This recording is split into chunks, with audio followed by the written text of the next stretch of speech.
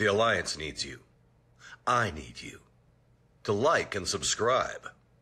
Welcome back to Mass Effect. We're almost done. Almost done with the game. Pretty much. There's not much I can think of that we can still do. There is a new cluster here that we can go visit. Styx Theta. And I think this unlocked because we've completed the main missions on Noveria. So we can go to Acheron here. This is the first one that's visible. We were still on Noveria. That's why you get this little cutscene of us getting out of here.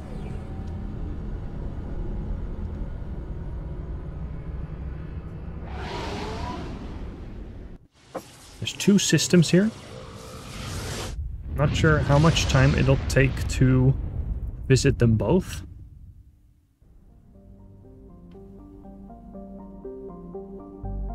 And then we might be out of systems to do side quests in. Like, I can double check if there was anything... Oh, hey, there we go. If there was anything that we've forgotten to visit. Turian Insignia. Epirus. It's another reference to Greece.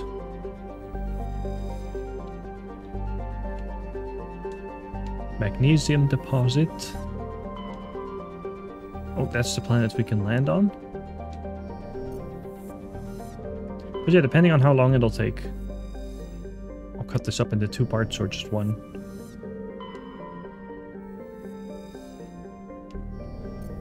Okay. El-Tehi is an exceptional form of planet called a Roche world. Put simply, it is 1/2 of a pair of small and unusually dense terrestrial worlds, El-Tehi and On-Tehi, that orbit each other so closely they effectively share a single atmosphere. This doesn't mean that one could fly from one to the other, but both have identical atmospheres and dust from one can be found on the other. Both worlds share an atmosphere of nitrogen and ethane. The surface is warm, mainly composed of silica dust and dark basaltic rocks, with extensive deposits of heavy metals and radioactives. Tidal effects from On-Tehi create constant heavy wind. But what about On-Tehi then?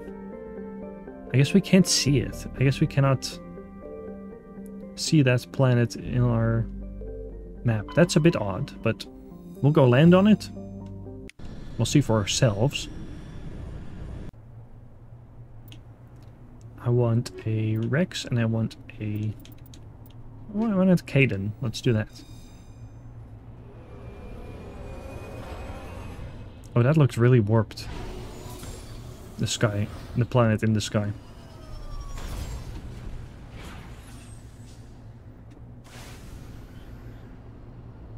Let's see, there. So imagine if the moon was really close to us. You might know from your... just off the top of your head or from your science classes that... going this way, I guess.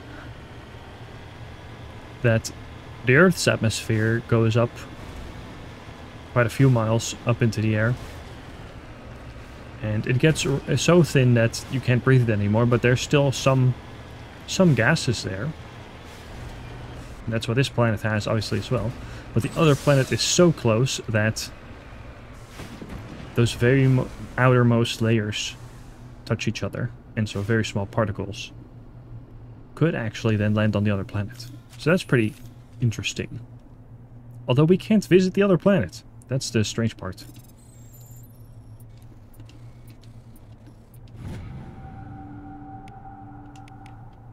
We'll see in the other games if that's the same. My squad, obviously, they've leveled up before. 8 points for Rex. Do we give you... Let's give you a good barrier. We have 5 more points. Put them all in assault rifles. That will be good. And 1 more into warp. Like that, we all 3 have different kinds of helmets as well. And double check on the armor.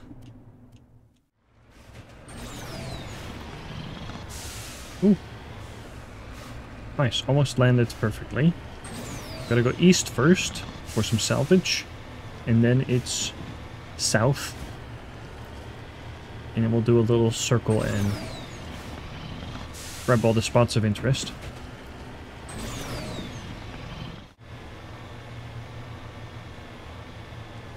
Looking at that planet, you see that big gash across it? I don't have any lore about it, but it looks like a recycled texture from that one planet that did have lore about the Great Rift. I believe it was Klendagon, the planet. Here is a crashed probe. Heading out. Salvage it. Uh-oh, I pressed the wrong button. I got another attempt.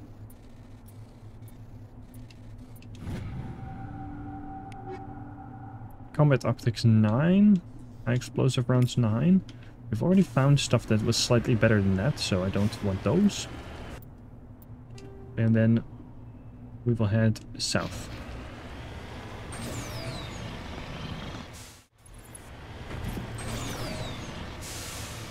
Might not be clear from here what that is, but this is a Rachni nest.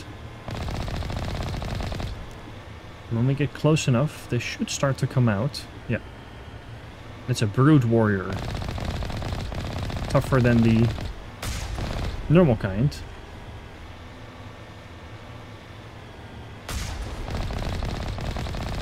But with the Mako, this is way easier.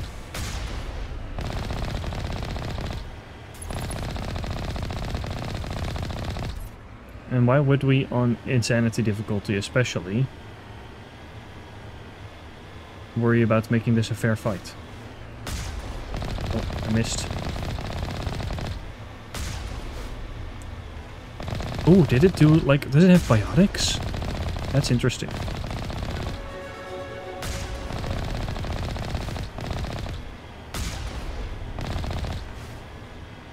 Yeah.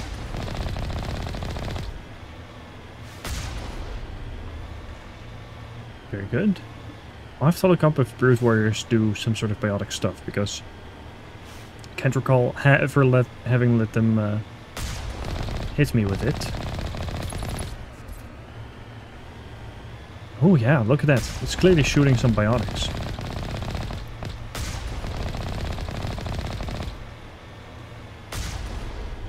Almost. Oh, there's more. I triggered the other nest.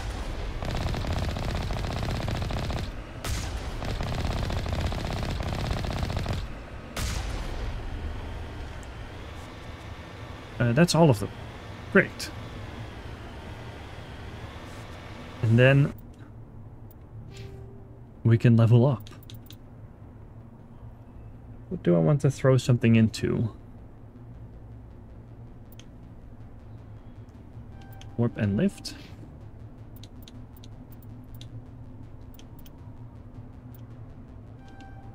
Master barrier for you, that's good.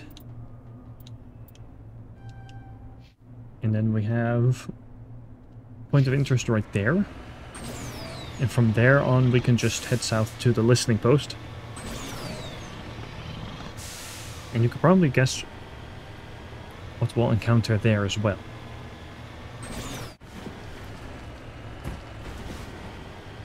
Here's a probe. On my way. A sorry capsule. Recover artifact. And it is Matriarch's writings. This downed satellite had one of Matriarch Dillanaga's writings stored in its payload. Whether it was placed before or after it crashed is uncertain.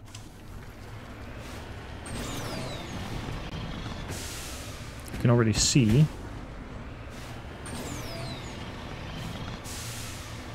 the red dots here at the listening post.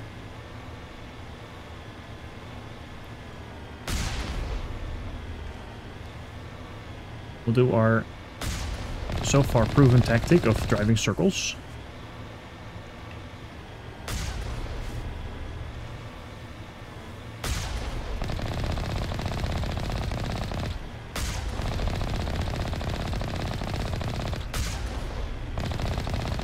We can trigger as many of them as we want to, because they want to get close before they shoot, and we can easily avoid their poison attacks.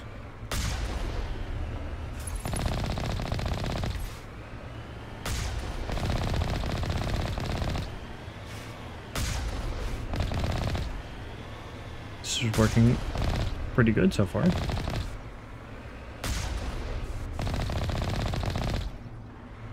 That's all of them.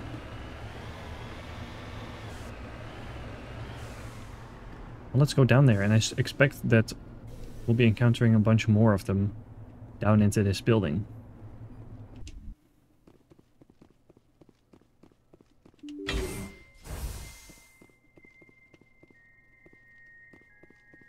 Dead Alliance soldiers. Guess they got overrun.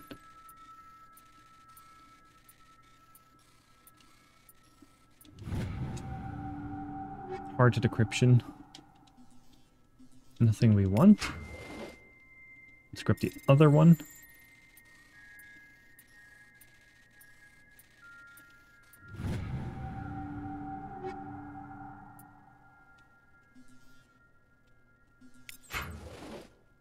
At least just opening the lockers and decrypting them gives us experience points, so I feel like it's always worth trying.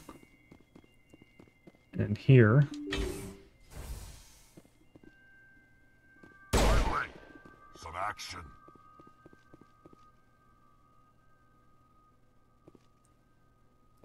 My team knows that there's enemies. The enemies haven't started moving yet. We will back up. Rally round. Shoot at the little bugs.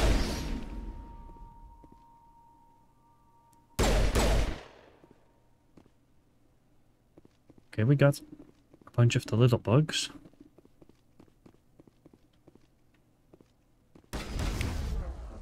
Ooh.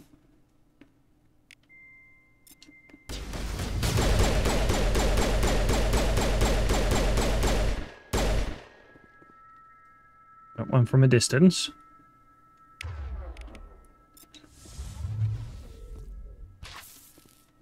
I want to see, what about neural shock? Does that work on them? Caden.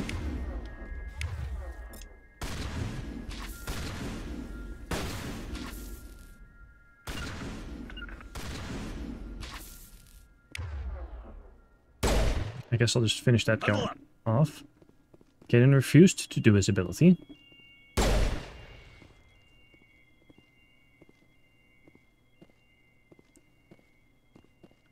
assume there's one more of the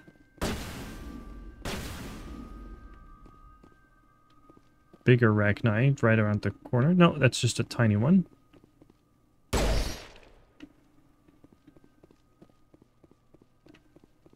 Well, if we do encounter another one, I'm gonna keep trying. 2 types of ammo.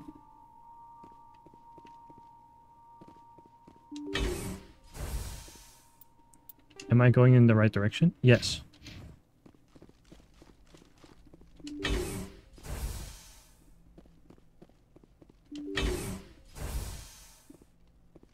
Ooh, eggs. These are alien eggs. Biotic amps, very nice. Come on, people, the movie Alien came out like over 40 years ago. 45 years at time of recording. We all know how that stuff ends when you mess with alien eggs.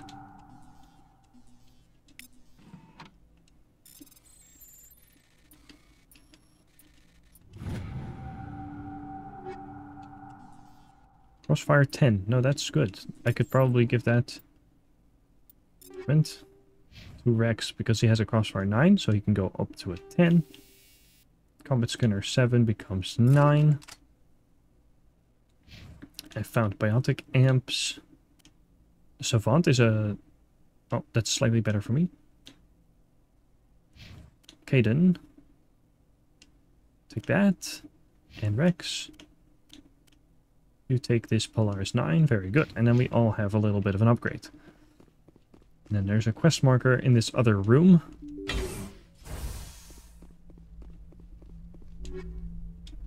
Pull up name rounds.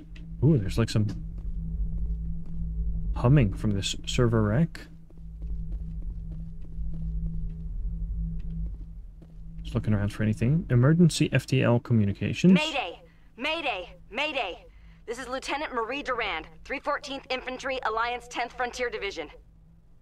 The listening post has been overrun by unidentified hostile life forms. Request immediate extraction. So indeed, they were overrun. Commander, you see this? They just received a supply run 2 days ago. The Rachni worked fast.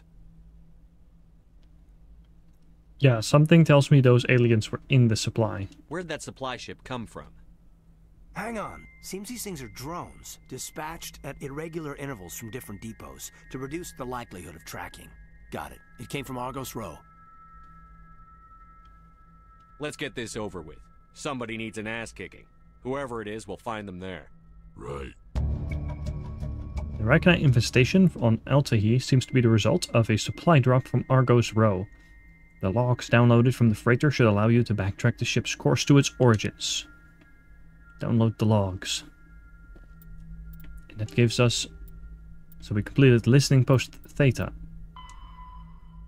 And then we also immediately got listening post Alpha.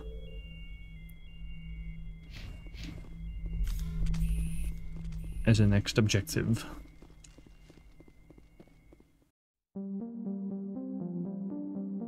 Commander, Caden here. Please like and subscribe.